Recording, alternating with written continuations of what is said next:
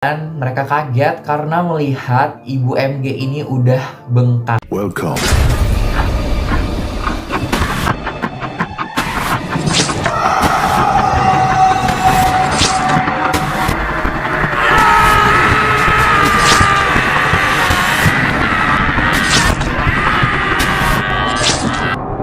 Hello guys, so welcome back to Galeri Excel.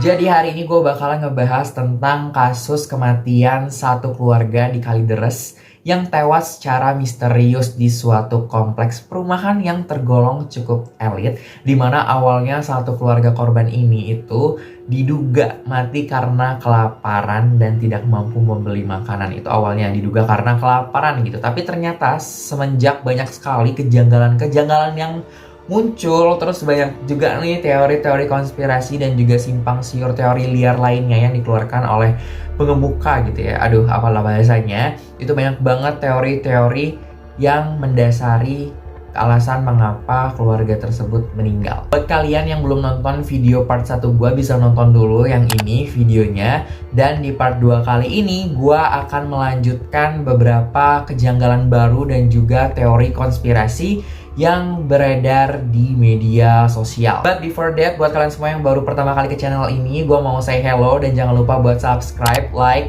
komen, dan share video ini ke teman-teman kalian. So, daripada lama-lama lagi, langsung aja kita bahas untuk part 2-nya ini mengenai kejanggalan dan juga konspirasi terbaru. So, langsung aja saatnya kita tegakkan sandaran kursi, melipat meja, dan mengencangkan sabuk pengaman karena sebentar lagi we will dive through the mind. Ternyata guys, dari info yang gue baca, sebenarnya keluarga ini tuh nggak yang tertutup-tutup banget gitu ya. Jadi keluarga ini sebenarnya baru tertutup itu sejak beberapa hari terakhir aja atau beberapa tahun terakhir gitu. Nah, dari info yang gue baca, itu juga didukung oleh salah satu tetangga keluarga korban gitu ya, namanya itu Pak Calvin atau sebut aja Pak C gitu ya. Nah, jadi Pak C itu tuh bilang kalau misalnya keluarga ini sebenarnya cukup terbuka. Bahkan dia juga pernah kesana beberapa tahun yang lalu. Jadi kalau dari pernyataan Pak C ini, sebenarnya tetangganya itu baru tertutup beberapa waktu belakangan aja.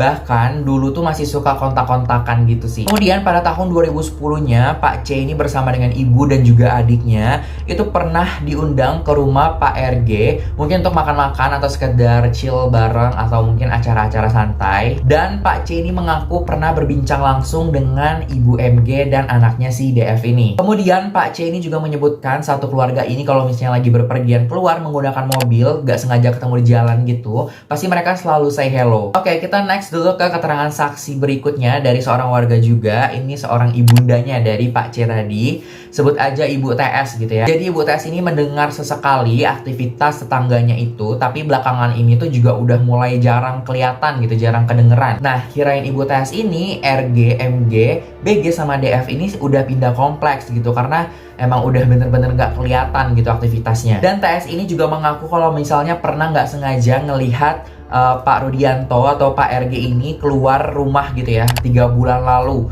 Ini bulan November, berarti mungkin sekitar bulan Juli or Agustus, September, Oktober, November ya, sekitar Agustus, September gitu ya, 3 bulan lalu. Dan yang bikin mencengangkan di sini adalah TS melihat Pak Rudianto ini keluar dengan kakinya itu dilapisi kantong plastik atau kantong kresek warna hitam. Dan part yang paling anehnya adalah waktu ditanya sama TS ini kenapa pakai kantong plastik di kakinya, padahal tuh posisinya lagi nggak yang hujan gitu. Kalau misalnya orang biasa pakai kantong kresek di kakinya itu ya, kalau mungkin waktu zaman aku kecil tuh biasanya buat menghindari sepatu basah gitu ya kalau waktu lagi hujan, waktu berangkat sekolah gitu. Tapi ini bener-bener yang nggak lagi hujan, jadi kondisi cuacanya juga lagi fresh, cerah gitu, dan tiba-tiba dia pakai kantong kresek di kakinya. Ditanya dong sama Ibu TS kenapa, dan Pak Rudianto ini, Pak RG, tidak menjawab apapun dan langsung masuk ke rumah. Oke, kalau kalian ngikutin kasus ini atau kalian udah nonton video gua yang di part 1 di YouTube ini, kalian ngerasa nggak sih kalau misalnya ada kejanggalan?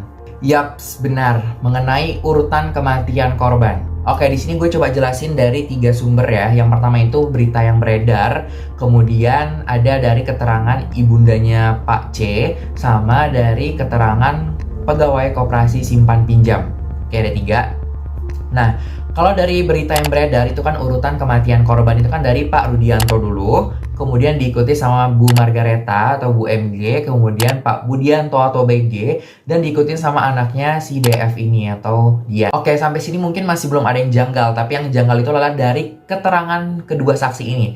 Oke, kita masuk dulu ke pegawai koperasi simpan pinjam untuk meminta tanda tangan dari Bu Margareta karena sertifikat rumahnya itu atas nama Bu Margareta gitu. Nah, setelah diminta, akhirnya mereka masuk ke kamar dan ternyata zong, mereka menemukan Bu Margareta itu udah meninggal di dalam itu. Berarti itu Mei ya. Mei itu udah sekitar 6 bulan yang lalu. Oke, kita masuk ke keterangan saksi si ibundanya Pak C ini yang melihat Pak Rudianto itu sedang keluar menggunakan kresek plastik warna hitam di kakinya. Itu 3 bulan lalu. 3 bulan lalu tuh berarti September, Oktober, atau sekitar Juli. Berarti November, Oktober, September, Agustus lah ya. Mungkin di bulan Agustus. Sedangkan 6 bulan lalu tuh di Mei.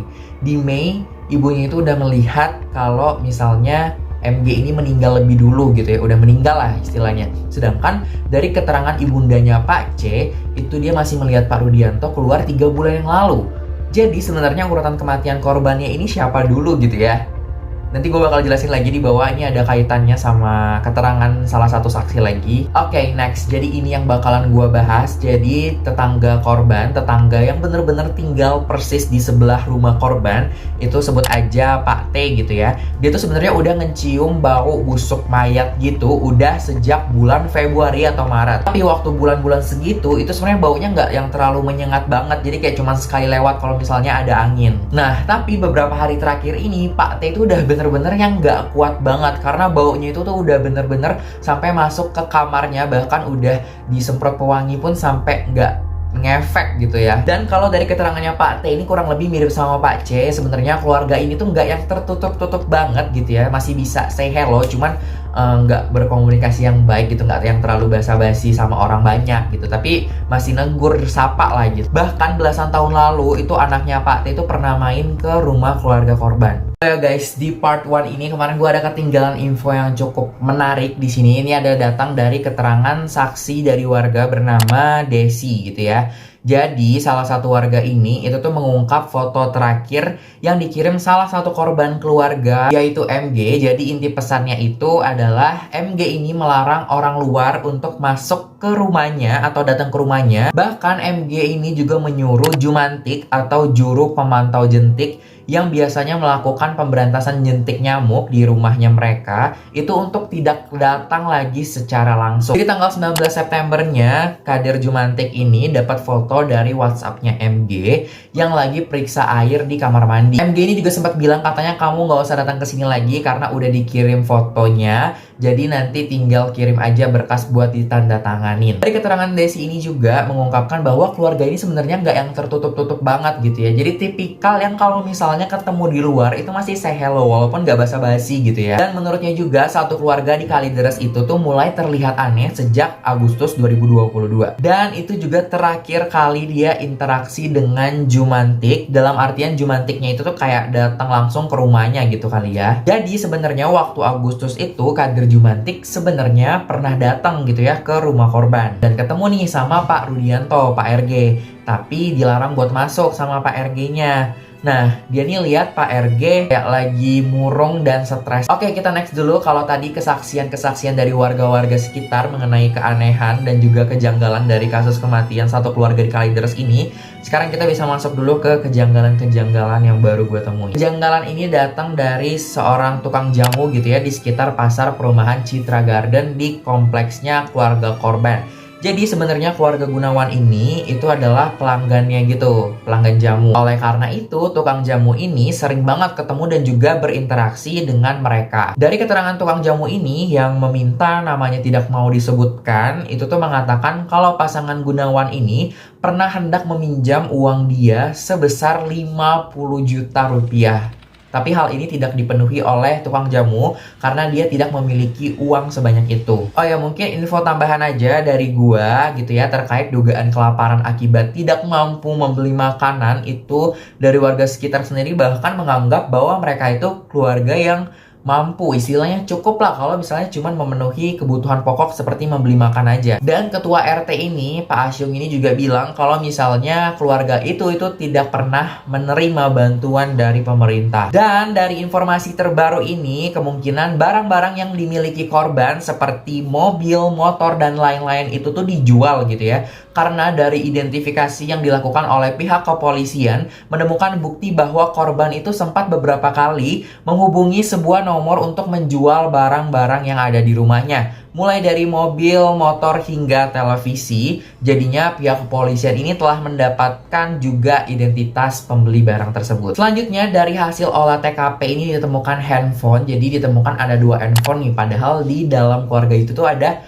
4 orang gitu ya, which is ini cukup janggal menurut aku karena orang tua zaman sekarang itu tuh biasanya udah pakai handphone juga gitu ya, bahkan lebih sosial media banget gitu, kadang-kadang lebih up to date.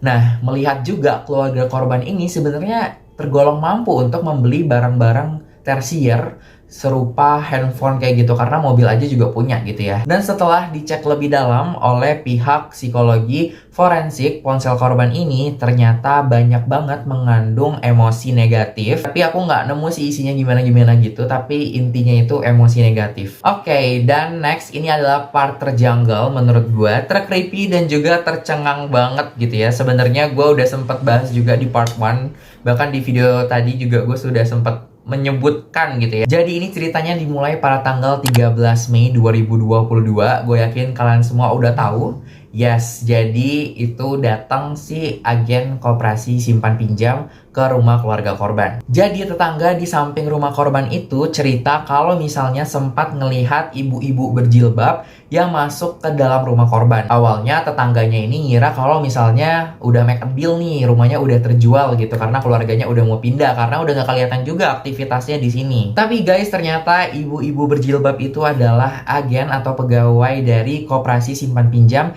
yang datang ke rumah korban. Oke, di sini gue jelasin supaya clear. Jadi Pak Budianto ini tuh pada awalnya emang pengen menjual rumah mereka. Rumah mereka tuh maksudnya rumah si RG sama MG ini. Udah dititipin nih sertifikat tanahnya ke si agen penjual rumah ini. Tapi tidak kunjung-kunjung ada orang yang beli. Kalau nggak salah awalnya itu dibuka di harga 1,2 miliar gitu. Karena tidak kunjung ada yang beli, akhirnya mungkin mereka butuh duit untuk bayar hutang atau apa, gue juga kurang tahu. Intinya akhirnya Pak Budianto ini menggadaikan rumahnya untuk mendapatkan duit itu. Akhirnya di tanggal 13 Mei itu, Pak Budianto ini mendatangkanlah orang dari agen penjual rumah dan juga agen koperasi simpan pinjam.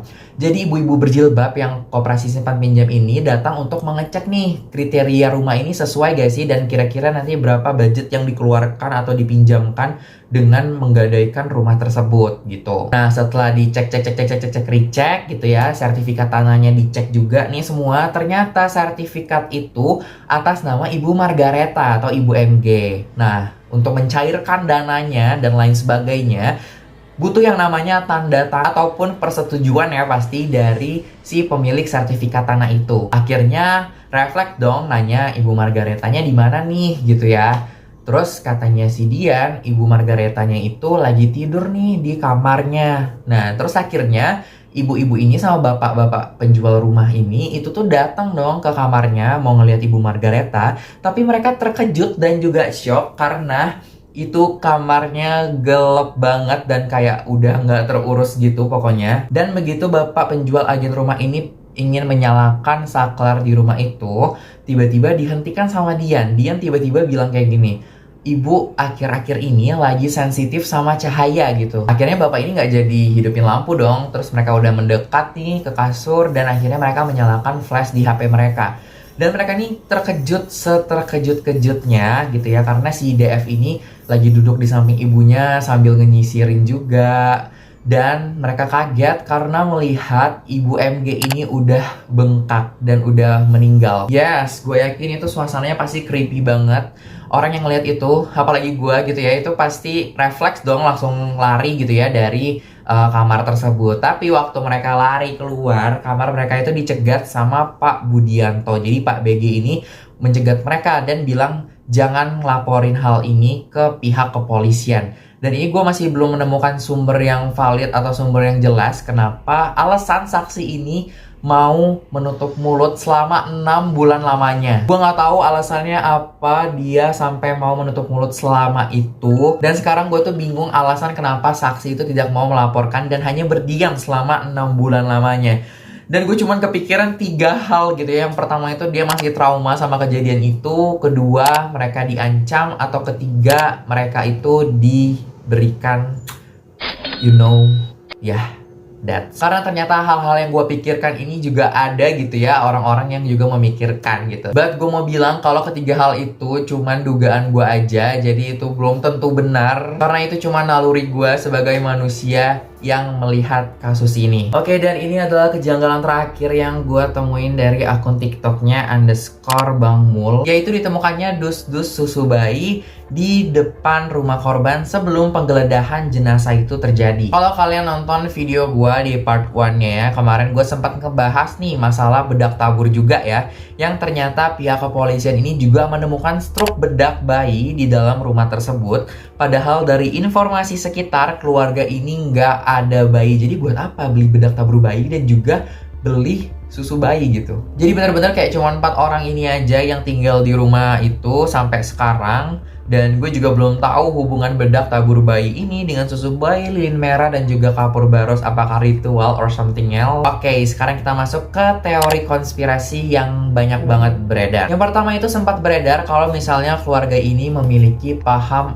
apokaliptik. Jadi paham ini itu berkaitan dengan teori yang berkaitan dengan akhir zaman atau kiamat. Jadi penganutnya ini percaya akan datangnya penghakiman Tuhan karena dunia ini sudah jahat dan akan digantikan oleh dunia yang baru. Dalam pengertiannya, apokaliptik ini percaya bahwa penderitaan yang orang ini lalui sebelum mereka meninggal itu akan menjadi pelebur dosa dan menjadi segudang penikmatan di kemudian hari. Wow, teori yang satu ini. Kita next dulu ke teori yang kedua. Yang kedua ini adalah keluarga Kalideres ini diduga melakukan praktik FSAD, Voluntary Stopping Eating and Drinking, atau puasa sampai mati. Nah, sebenarnya hal ini tuh pernah dilakukan oleh seorang ibu bernama Rosemary Bowens berusia 94 tahun, yaitu melakukan puasa sampai mati. Nah, tapi kondisinya itu emang Rosemary ini divonis mengidap penyakit terminal dan usianya itu diprediksi cuman kurang dari 6 bulan. Di beberapa negara, praktik FSAD ini itu dianggap legal, tapi kembali lagi ke norma masing-masing agama. Tapi hal ini dipatahkan oleh seorang kriminolog UI, Arthur Josiah Simon. Kata beliau, FSAD ini sebenarnya bukan penyebab utama kematian, sebab ini adalah sejenis penyakit psikologi yang memiliki pemicu. Menurut kalian gimana guys? Oke, kita lanjut ke teori konspirasi yang ketiga, yaitu adalah teori liar ini datang dari suatu forum di Quora. Gue sempat baca gitu ya, ditulis sama Arianto. Dan menurut aku ini teori yang wow dan yang paling masuk akal secara keilmuan. Dan teori ini lagi ramai banget diperbincangkan karena menurut aku pribadi emang teori ini yang lebih masuk akal gitu ya kalau misalnya dihubungkan sama keilmuan, bukan dengan hal-hal gaib ataupun kayak ritual-ritual gitu. Seperti yang kita ketahui bersama gitu ya, bahwa ditemukannya bedak tabur bayi nih di rumah korban. Nah, jadi teori ini itu ada kaitannya sama kandungan yang ada di dalam bedak tabur itu. Kalau misalnya di berita yang beredar itu dijelaskan kalau misalnya kematian satu keluarga di Kalideres ini karena tidak makan dan juga tidak minum dalam waktu yang cukup lama sampai dehidrasi, berbeda dengan teori liar yang satu ini yang ditulis sama Pak Arianto, bahwa bisa aja satu keluarga di Kalideres ini meninggal karena mereka mengonsumsi bedak tabur dan keracunan hingga dehidrasi. Oke, jadi sebenarnya tulisannya itu sebenarnya cukup panjang dan sangat-sangat ilmuwan banget gitu ya. Jadi gue coba jelasin di sini lebih spesifik aja gitu ya. Jadi kalau misalnya ada yang kurang nanti bisa banget ditambahin. Jadi komposisi di dalam bedak bayi itu ada kandungan unsur kimia gitu ya, unsur kimia dari magnesium dan juga silikon. Nah, kedua unsur ini itu sangat mudah banget dideteksi sama tim forensik. Melihat kasus yang beredar di TV itu adalah mereka tidak makan dan tidak minum dan akhirnya dehidrasi sampai meninggal. Ini dinilai kurang masuk akal karena kalau dehidrasi kurang minum itu tuh lebih cocok kalau misalnya dia terdampar di suatu daerah ataupun mereka lagi di gurun. Oke, gue coba jelasin teori yang satu ini. Jadi kalau misalnya bedak tabur bayi yang ditemukan itu merupakan model lama, tim forensik akan dengan mudah menemukan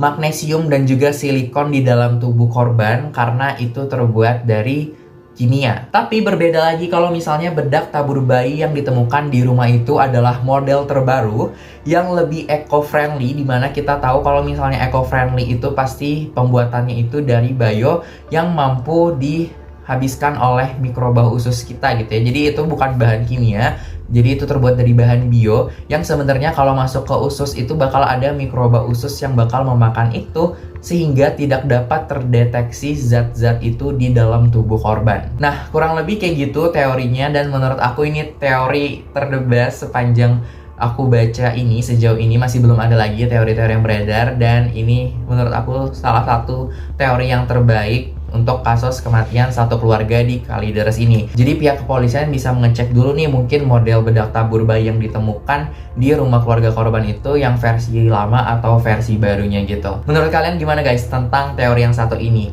Kalau misalnya dibandingkan sama part 1 gue mengenai teori konspirasi, mengenai ritual dan lain-lainnya, sampai yang di part 2 ini, kalian lebih prefer sama teori konspirasi yang mana? Coba tulis di kolom komentar. Dan gue bakal lanjutin video ini mungkin di part 3 mengenai kasus-kasus yang mungkin terbaru dan juga update terbarunya, karena sampai video ini dibuat masih belum ada kasus terbaru lainnya. Dan gue mau ingetin jangan lupa buat subscribe channel ini supaya kalian tidak ketinggalan info penting, dan jangan lupa buat like, comment, dan share video ini. See you in the next video. Dadah!